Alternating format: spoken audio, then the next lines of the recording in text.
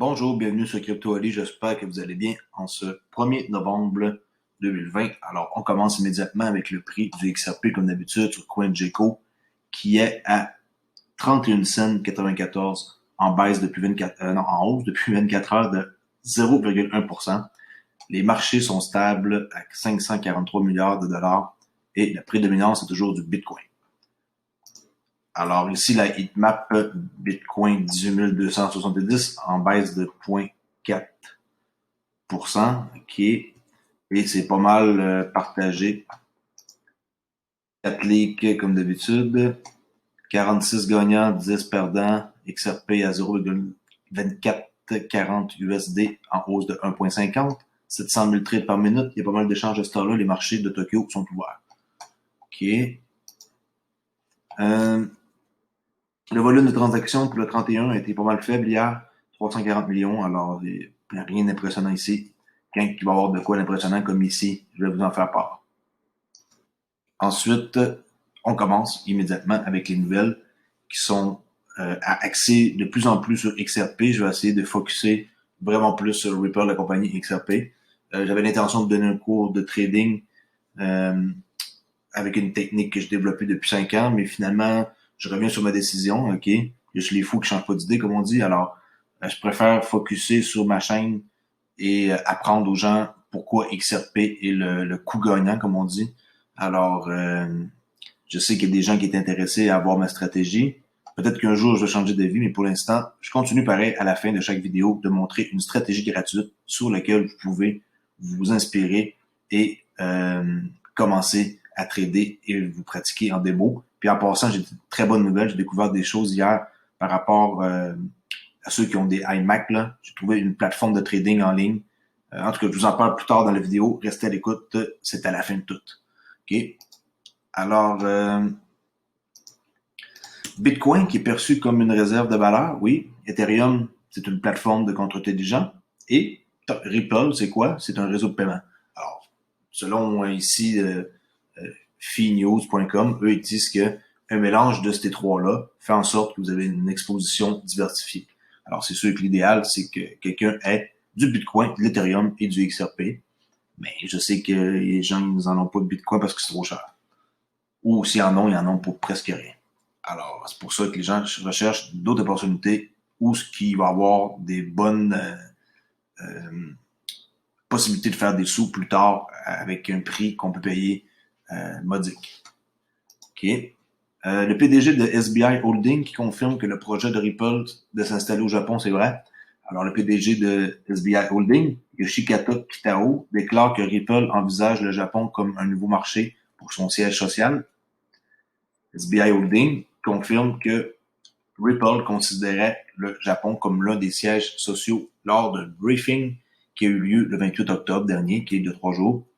Tel que rapporté par You Today, le PDG de Ripple, Brad Garlinghouse, a désigné le Japon comme l'une des destinations les plus probables de la Decacorn, blockchain. Juste au bord du briefing, SBI a annoncé que Ripple s'est engagé à investir un montant d'argent non divulgué, avec leur initiative conjointe MoneyTap. Ils viennent de mettre encore beaucoup d'argent dans MoneyTap. Et MoneyTap, c'est énorme. Il y a 38 banques japonaises qui ont embarqué avec eux. Alors, l'application a déjà attiré 38 investisseurs, dont Shiman Bank, Shimizu Bank, Shinsei Bank et d'autres. MoneyTap sera utilisé pour les transactions peer-to-peer et les transactions peer-to-business, qui est P2P puis P2B qu'on appelle là. PTB, peer-to-business. OK. Il espère que MoneyTap aidera à adopter les paiements QR dans les envois de fonds des entreprises. En plus des 3 banques qui utilisent déjà MoneyTap, Kitao, qui est le président de SBI Holding, a révélé qu'ils étaient en pourparlers avec 3 autres. Super bonne nouvelle. Good. On va attendre de voir qu'est-ce qu'ils vont faire, si la SEC va les réglementer ou pas, ou s'ils ont la patience d'attendre de déménager. Ici, sur Marlon Esperanza, qui dit que est contente de voir que Ripple et Brad Garlinghouse, qui est le CEO, prennent ça comme au sérieux. Alors, on voit ici que la Fed et Fed Payment Improvement sont en train de parler ici que Brad Garlinghouse, le CEO de Ripple, a dit que le focus doit être dans les jours comme qui suivent, et non comme dans une vision futuriste. Alors, il leur donne un peu, dans le fond, un ultimatum, puis eux sont en train de comprendre que qu'est-ce qu'il dit, ça a bien du sens. Ripple, qui dit que la preuve de travail, on appelle ça proof of work, là. Les gens qui ne savent pas, là, proof of work, comme Bitcoin, par exemple. Ripple, c'est proof of concept, POC. Okay. Ça ici, c'est pour les Bitcoins, là, le premier, là. Okay. BTC. Ça, puis XRP, c'est proof of concept. Okay. Bon. Là, ils disent ici, Ripple, que la preuve de travail, proof of work, a mis la crypto au premier plan, puis qu'elle doit être améliorée. Et le CTO, chef technicien officier, Joel Schwartz, dit pourquoi que les mécanismes de consensus, comme ceux qui utilisent présentement le XRPL, sont plus fiables et éco-énergétiques. Alors, vous pouvez lire ici sur le site de Ripple qu'est-ce qui se passe exactement avec la différence entre les deux. Je vous conseille d'aller voir. C'est super intéressant pour ceux qui ne savent pas la différence. Ici, Ripple, encore avec CentB, c'est un client sud-coréen de Ripple, qui prévoit une expansion mondiale, y compris en Amérique du Nord. Nouvelle du 28 octobre. Yes. La société de transfert de fonds basée en Corée du Sud, CentB, qui est membre de RippleNet depuis un certain temps, déjà annoncé son intention de développer à l'échelle mondiale de l'Amérique du Nord comme l'une des régions cibles. En passant, quand ils sont membres de RippleNet, c'est pas parce qu'ils sont membres de RippleNet qui est la banque qui va utiliser XRP. Okay? Ça, je veux juste être clair là, avec vous autres. Là. Les gens pensent que parce qu'ils ont installé RippleNet, qu'ils vont utiliser XRP. Non, pas nécessairement. C'est un peu comme une option. Ils peuvent l'utiliser ou pas. Okay? Mais pourquoi qu'ils l'utiliseraient pas? C'est ça la question aussi que moi je me dis. Alors, on vous donne une option, pourquoi pas l'utiliser? Là? Alors, elle vise également à devenir la première banque néo en Corée du Sud maintenant qu'elle a acquis la licence nécessaire. La société est présente sur le marché depuis 2016. Son volume de transactions totalise plus d'1 million d'opérations. Le Cambodge qui lance officiellement une monnaie numérique. Et oui, le Cambodge, soutenu par la Banque centrale. Le Cambodge a officiellement lancé mercredi une monnaie numérique soutenue par la Banque centrale qui s'appuie sur la technologie de la blockchain conçue pour une société japonaise. Par une société japonaise, je dis, la monnaie électronique Bakong, une initiative de la Banque nationale du Cambodge, rejoint un très petit groupe de monnaies numériques soutenues par les banques centrales qui sont devenues pleinement opérationnelles. Bakong, qui prend en charge les transactions en dollars et en riels, la monnaie cambodgienne devrait aider les Cambodgiens à effectuer des paiements et à transférer de l'argent, en particulier et avec leur smartphone. La monnaie électronique peut être utilisée via l'application mobile installée sur un smartphone, alors que le nombre de Cambodgiens qui ont des comptes bancaires traditionnels est limité. Les smartphones ont atteint tous les coins du pays d'Asie du Sud-Est. Là-bas, il n'y a pas beaucoup de monde qui ont des comptes bancaires, là, c'est très pauvre. Alors, on a beaucoup d'immigrants cambodgiens ici, là, au Canada. Là. C'est une place où ils viennent pour travailler. Alors, ça, c'est une bonne nouvelle pour le Cambodge. La fintechisation, qu'on appelle, oui, avec les 7 tendances fintech les plus chaudes de 2021. Je vais vous dire qu'est-ce que les experts pensent de la cryptographie, des services financiers P2P, puis l'harmonie avec la réglementation par rapport à 2021. Je vais juste vous lire dans le fond, les 7 là, principaux là, trucs d'avenir de 2021. Alors que la fin de l'année se profile, une lueur du grand au-delà de 2021 a commencé à se dessiner. Finance Magnet a demandé aux experts ce qu'ils avaient au menu pour le monde de la FinTech. Alors, un changement de perception. Et il faut que les gens pensent d'une autre façon, parce que 2021 ne sera plus jamais comme avant. 2, la popularité croissante des crypto-monnaies est-elle une tendance FinTech plus importante pour 2021? Moi, je dis que oui. OK. D'ailleurs, PayPal, Square, Facebook, JP Morgan, tout ce monde-là, ils ont tout embarqué. Ensuite, 3, les services financiers basés sur peer-to-peer joueront un rôle important plus que jamais. Oui, effectivement. Tout à fait d'accord. 4, les applications d'investissement continuent à intégrer de plus en plus de nouveaux utilisateurs. Oui, surtout par rapport au DeFi, là, décentralisé FinTech. Ça m'intéresse. Je suis dans aucun projet, mais ça m'intéresse. Je ne peux pas être dans tous les projets. Moi, je me concentre dans 400 projets, dont XRP est mon principal. 5. L'institutionnalisation, oui, du Bitcoin comme un outil de trésorerie d'entreprise. Oui, le Bitcoin va être utilisé par les banques pour valeur de réserve. Tout à fait d'accord. 6. Collaboration accrue des régulateurs. Okay. Est-ce que c'est la mort des réglementations analogiques? Moi, je trouve que oui. Maintenant, la FinTech va tout remplacer ça. Et pour finir, 7. La FinTechisation continue de tout. Oui.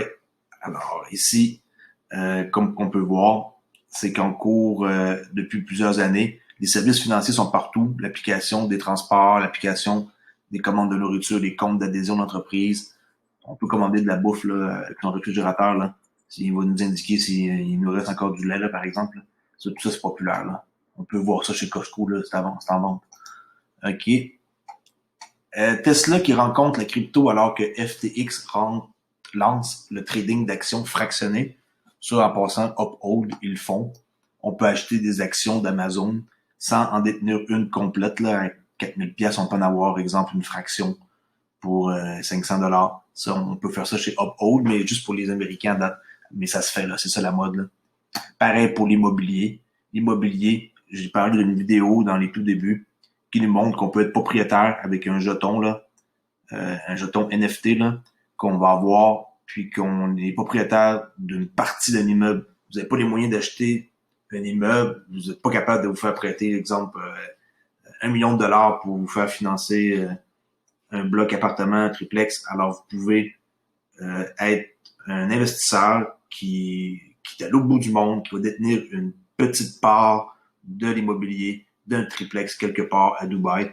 Et no problemo, vous allez recevoir vos paiements, puis comme propriétaire là, d'un logement locatif, mais avec d'autres propriétaires. Vous pouvez être 1, 2, 3, 4, 5, 10, 20, 100, ça dépend du projet puis tout. Mais ça, c'est l'avenir. Ça, c'est un truc qui m'intéresse énormément, d'avoir une fraction de quelque chose dans l'immobilier. Les principales bourses de dérivés des crypto-monnaies FTX a lancé la négoce des offres d'actions fractionnées, des produits symbolisés représentant les actions d'entreprises mondiales. Les produits ont été lancés le 29 octobre en partenariat avec la société d'investissement allemande, CM Equity et la société de tokenisation Digital Asset AG. Plus d'une douzaine de paires d'actions et de crypto-monnaies sont disponibles pour le commerce sur FTX, y compris des dérivés fractionnés. Tesla, Apple et Amazon font partie de ça.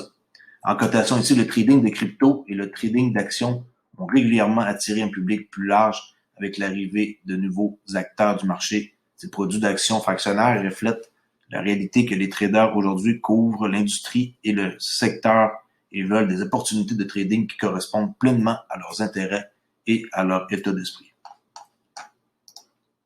Le yuan numérique chinois qui vise à mettre un terme à la dollarisation des États-Unis et à stimuler les paiements de détail, selon l'ancien gouverneur de la Banque centrale.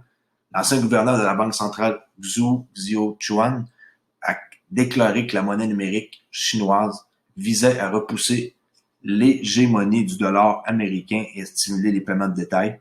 C'est une belle façon de ne pas pouvoir utiliser le US. Alors, contrairement aux banques centrales du G7, la Chine est moins préoccupée par les défis soulevés par le Libra, le Bitcoin et les autres crypto-monnaies.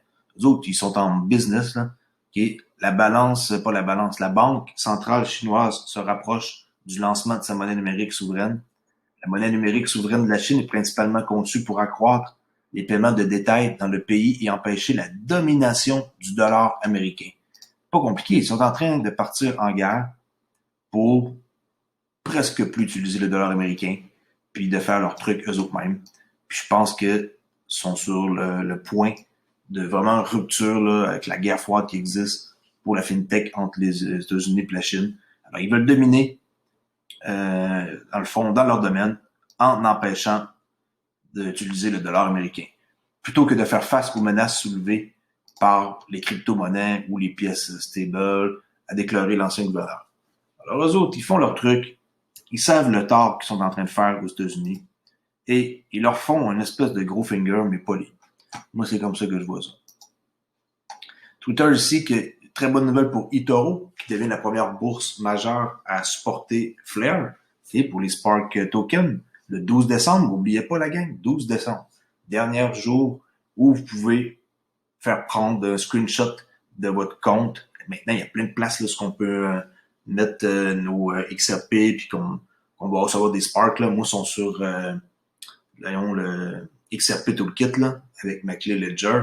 Mais il y a plein de possibilités là, d'avoir maintenant là, des Sparks le 12 décembre. Là, Uphold, là maintenant, eToro. Si vous voulez, je peux vous donner un lien pour voir la liste complète. Là. Il y a un gars qui fait de l'infographie qui met ça vraiment à jour à chaque fois qu'il y a un nouveau joueur qui s'ajoute. Le gouverneur de la Banque du Canada qui déclare que le projet du dollar numérique dépasse le stade de l'essai. Ça, c'est assez étrange. Là. Je suis surpris de la déclaration qu'il a faite. Okay? Dans une interview avec Reuters, publiée jeudi, le gouverneur de la Banque du Canada, Tiff Macklem, a déclaré que son institution travaillait avec les États membres du G7 sur ce projet de monnaie numérique de la Banque centrale, okay? CBDC, la Banque centrale, digital currency, là, okay? Monnaie digitale des banques centrales. Le projet de dollar numérique, a-t-il déclaré, va maintenant au-delà du stade de la preuve de concept, okay? Et se rapproche d'être prêt pour le lancement. Mais regardez ici qu'est-ce qu'il dit à la fin. Cependant, le gouverneur a déçu les attentes, affirmant qu'il pensait qu'il n'en avait pas besoin pour le moment. Genre, on est prêt, on a fini la phase expérimentale, mais on n'en a pas vraiment de besoin. C'est quoi ça? C'est c'est contradictoire pas mal. Là. Alors, Monsieur Tiff Macklem, qui est gouverneur de la Banque du Canada, ce serait le fun si ce serait un peu plus clair vos explications. Ici, TaxBit, qui est un logiciel de taxe de crypto-monnaie pour les consommateurs et entreprises. Alors, vous voyez que ça s'en vient. Il y a du monde qui sont déjà en train de se partir des business pour plus tard. Une espèce de compte comptable, consommateur-entreprise, pour pouvoir déclarer vos impôts par rapport à votre crypto-monnaie. Il y a quelqu'un qui a eu l'idée TaxBit. Très, très bon nom, sérieusement. Là. Wow. OK. Ensuite, ici, Ryan Brown qui dit que les États-Unis ne sont pas synchronisés avec les autres marchés du G20. Tout à fait d'accord. Il dit qu'il a parlé au PDG de Ripple, Brad Garlinghouse, à propos de la menace de la société de cryptographie de quitter les États-Unis. Et il dit que quand il était à Londres récemment, que le FCA, là-bas, c'est les autorités là, financières du Royaume-Uni, ont dit clairement que le XRP n'est pas une sécurité et qu'ils sont les bienvenus. Alors, allez lire l'article sur cnbc.com. En quoi que là-bas, il n'y aurait pas de problème que le XRP n'est pas une sécurité. C'est déjà, eux autres, écrit noir sur blanc que c'est pas une sécurité, mais les États-Unis, ils niaisent pas mal, puis il faut que ça avance là, d'ici la fin de l'année, ça n'a pas de sens. Okay, SpaceX qui lance l'application Starlink pour fournir les informations sur les prix aussi, puis les services de premiers bêta-testeurs. Moi, je l'ai téléchargé, j'ai fait, qu'est-ce qu'ils disent là ici, là, regarder pour les obstructions. Je suis sorti dehors, à plein ciel, puis je suis pas capable de trouver le Starlink avec mon Wi-Fi. Alors, je sais pas, si quelqu'un a des informations pour m'aider, je suis pas capable. On peut runner un speed test, mais je suis pas capable de runner aucun speed test. Je suis pas capable de me connecter à leur satellite. Puis j'ai vu des tweets qu'il y a des gens qui sont capables, là, puis qui atteignent des bonnes vitesses du 120 mégabits, mais ils ont acheté aussi le satellite, pas le satellite, la coupole là, comme ça, là. Mais l'application ne sert pas à ça. Là. C'est autre chose, moi. Alors bon, s'il y en a qui ont installé ça puis que ça fonctionne, faites-moi ça. Les banques centrales sont devenues des vendeurs d'or depuis la première fois depuis 2010. Ça, je suis un petit peu surpris, là. En quoi qu'ici, ça tombe en négatif, leur affaire, là. Alors, j'ai ouvert une page sur Bloomberg qui me dit que c'est mon dernier essai gratuit. Ah, j'ai de la peine. Dernier essai gratuit, ça veut dire qu'ils veulent plus que j'aille sur leur site gratuit. Ils veulent que je paye maintenant un abonnement qui n'arrivera pas. Alors, je vais aller voir sur d'autres nouvelles. Les banques centrales sont devenues des vendeurs d'or pour la première fois, alors que certains pays producteurs exploitaient des prix presque records pour atténuer le choc de la pandémie. Les ventes nettes ont totalisé 12,1 tonnes de lingots au troisième trimestre, contre des achats de 141,9 tonnes un an plus tôt, selon un rapport du World Gold Council. Les ventes ont été tirées par l'Ouzbékistan et la Turquie. tandis que la Banque centrale de la Russie a publié sa première vente trimestrielle en 13 ans.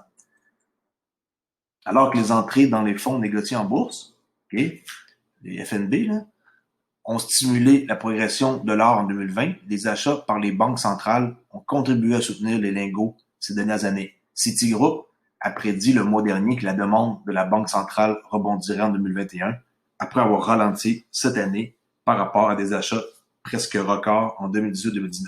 Alors ici, on voit, on met ma souris, moins 12,1 tonnes. Alors, première fois depuis 2010, là, ici, là, il y avait eu moins 18 là, en 2011. Sinon, il n'y a eu aucune fois là, qu'ils ont été négatifs. Et là, hop, comme par hasard, c'est ça. Mais moi, j'ai aussi un autre outil que je surveille, et puis je ne vois pas la même affaire que eux. Alors, je ne sais pas comment est-ce que c'est possible là, d'avoir deux chiffres différents. Ici, ça vient de la source de Metal Focus, Refinitiv, GMS World. En tout cas, il faut croire qu'est-ce qu'ils disent, hein? Mais je trouve que mon chiffre est différent que ça. Moi, j'ai pas le même pourcentage. J'ai beaucoup moins que 12,1. Il n'est pas surprenant que, dans les circonstances, les banques se tournent vers leurs réserves d'or, déclaré Louise Street, analyste principale au WGC. Presque toutes les ventes proviennent de banques qui achètent auprès de sources nationales en profitant du prix élevé de l'or à un moment où elles sont financièrement tendues. Oui, parce que 2000 pièces l'once, là, c'est intéressant de voir. Alors ici, on voit la demande de l'or qui a chuté au troisième trimestre alors que l'appétit pour le ETF s'est atténué. En passant, ceux qui ne savent pas c'est quoi des ETF, c'est des fonds négociés en bourse. C'est un fonds qui est négocié en bourse comme un investissement ou un produit. Okay? C'est-à-dire que c'est négocié comme direct là, sur au Nasdaq, c'est des places comme ça. Puis, on peut aussi appeler ça des FNB là, en français. Là. Les FNB sont similaires à bien des égards aux fonds communs de placement, sauf que les FNB sont achetés et vendus tout au long de la journée en bourse. C'est tandis que c'est ça la différence là pour ceux qui ne savent pas. Parce que souvent, ETF, c'est en anglais, FNB, mais c'est pareil, c'est la même affaire. Okay? FNB, fonds négociés en bourse. On voit au troisième trimestre que les bijoux, c'est une grosse partie pour l'art. Ensuite, la technologie, on utilise de partout dans les autos, les choses comme ça. Après ça, barres et pièces. Des pièces là, d'or puis des barres, c'est toujours assez important. Mais on voit que les banques centrales, sont plus là. À partir du Q3, il n'y a plus de verre. Puis ETF sont bel et bien là, avec une grosse quantité, là, ici, de 272 tonnes. Mais le plus gros marché de l'or, c'est les bijoux avec 333 tonnes, ici, dans le monde. OK? Mais on ne voit plus la banque centrale. Ils ont carrément tout vendu et il n'y a plus rien qui se passe ici pour le troisième trimestre.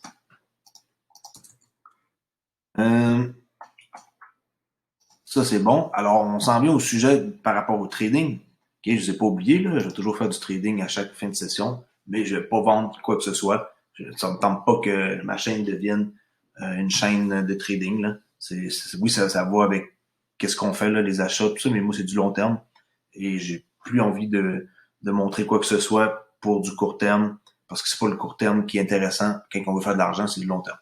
Alors, je vous parle de AMP Global, qui moi, j'ai un compte avec eux à Chicago, mais il y a AMP Global qui comprend tout. Ça, c'est surtout pour ceux qui sont en France, là. OK, c'est pas nouveau AMP, là. Moi, je fais affaire avec eux depuis vraiment des années, OK? Puis, moi, j'utilisais toujours comme XM ici, qui était disponible avec mon iMac. J'ai pas trouvé personne d'autre qui m'offrait MetaTrader 4. Mais eux, très bonne nouvelle, c'est vraiment une excellente nouvelle pour ceux qui écoutent jusqu'à la fin de ma vidéo. Vous pouvez utiliser MetaTrader 5, compte tout en un. OK?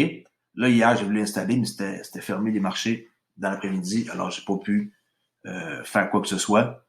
Il y a MT5 WebTrader, carrément là, sur une page web. Il y a MetaTrader 4, qu'est-ce que j'utilise ici, l'équivalent. Et MT4 WebTrader que j'ai installé. Et voilà. Fait que là, ici, je suis en ligne sur une page web, MetaTrader 4. J'ai pas installé la 5, ça ne veut absolument rien de mettre la 5. Et qu'est-ce qui est le fun dans tout ça? C'est que maintenant, qu'est-ce qu'on voit ici? XRP. Alors, je peux montrer la charte du XRP, tandis qu'avant, je pouvais pas vous la montrer avec XM parce qu'il l'avait pas. Alors, j'ai installé OK? Je vais toujours parler des mêmes affaires, là, du Dow Jones, l'euro USD, XRP, le DAX en Allemagne, l'euro 50, les 50 plus grosses compagnies en Europe, le franc 40, les 40 plus grosses compagnies en France, XTB, ben, Bitcoin, naturellement, il ne faut pas l'oublier, lui. Après ça, l'or, les 100 plus grosses compagnies en Angleterre, le UK 100 et la livre sterling contre le yen japonais parce que c'est ma paire de trading préférée en Forex ou ce que j'ai fait le plus d'argent en 5 ans.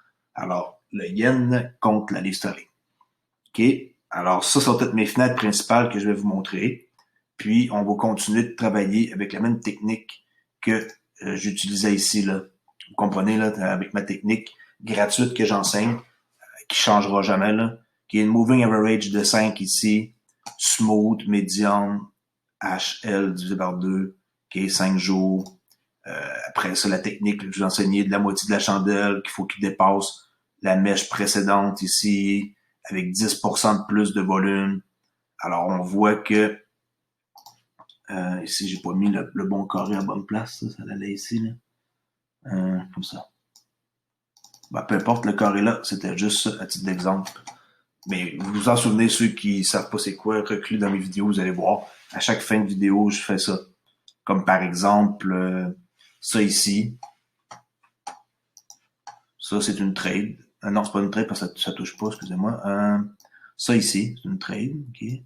De la moitié de la chandelle dépasse le haut de la mèche.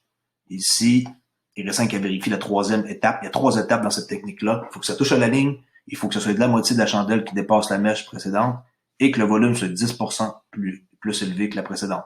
Dans ce cas-là ici, c'est faux. Il n'y a pas 10% de plus de volume, alors c'est pas une trade valide. Alors, vous pouvez en prendre un autre, là, comme par exemple, elle non plus, ça fait pas. En tout cas, à vous de voir, reculez dans le graphique, pratiquez-vous et installez ici, qu'est-ce que je vous ai montré? AMP Global.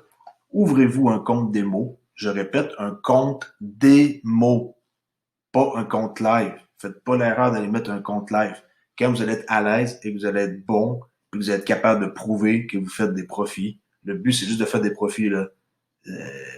Même si vous perdez 0, puis vous faites 0, c'est bon, vous êtes sur la bonne voie. Mais si vous perdez de l'argent chaque jour, vous n'ouvrez pas un compte réel, vous allez toute la perdre. OK? Alors, ouvrez un compte démo, vous allez vous loguer sur le portail client comme ça ici. Pour montrer, j'ai un exemple ici avec ma boîte à courriel que j'ai gardé pour vous. AMP Global, là, hier soir, j'ai fait ça. Vous allez recevoir un code de confirmation comme ça. Vous allez entrer votre code de confirmation. OK. Dans l'endroit où vous vous loguez, là, ouvrir un compte, se connecter à un compte. Là, on voit que je suis connecté en bas. Puis un coup que vous avez un compte, merci, bonjour, vous allez être capable d'accéder à votre portail, télécharger qu'est-ce qui vous plaît le plus.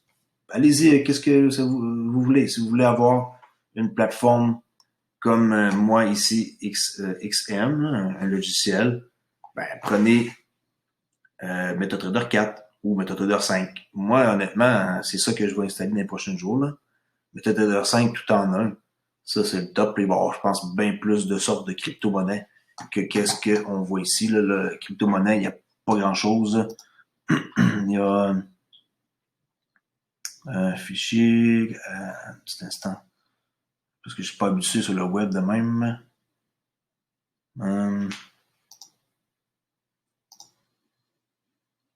Nouveau graphique. Bon. OK. La crypto, il n'y a rien quasiment. Il y a juste 1, 2, 3. Bon. Il y a XRP, il y a Bitcoin Cash, la XLC, c'est quoi ça?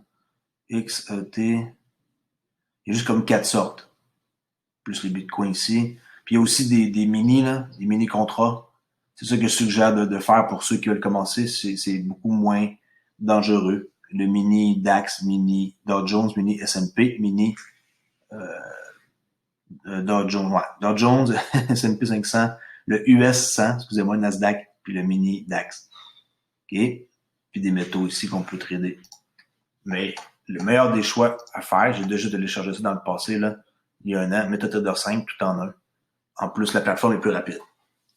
Et qu'est-ce qu'on peut trader? On le voit là. Futur négocié en bourse, Forex, métaux, énergie, indice boursier, actions, crypto. C'est ça qui nous intéresse, nous. même si on ne traite pas à court terme, vous allez avoir plein de crypto-monnaies. Type de compte disponible. Des futurs. C'est ça que je faisais avant, des contrats futurs. Forex, CFD. OK, ça c'est vraiment aussi une chose que je connais beaucoup, le Forex. Commission, voilà, OK, allez voir. Il y a plusieurs langues aussi. Mettez ça dans la langue de votre choix. That's it. That's out. Ça va être important pour vous si vous voulez vous pratiquer et jouer avec cette plateforme-là. Alors pour aujourd'hui, c'est tout. J'espère que vous avez apprécié mon contenu. Je m'appelle Crypto Ali, je parle de Ripple, XRP en grande majorité du temps et les nouvelles qui sont associées avec eux. Et un peu de trading à la fin des vidéos. Je donne pas de conseils financiers, je suis pas un conseiller financier. Faites vos recherches. XRP, même si selon moi c'est le meilleur de toute la gang, regardez par vous-même, faites vos recherches. Si vous avez des questions, je suis là pour vous répondre. Mais, je répète, je suis pas un conseiller financier et investissez pas de l'argent que vous n'êtes pas prêt à perdre. Alors, merci beaucoup de m'avoir écouté et je vous dis à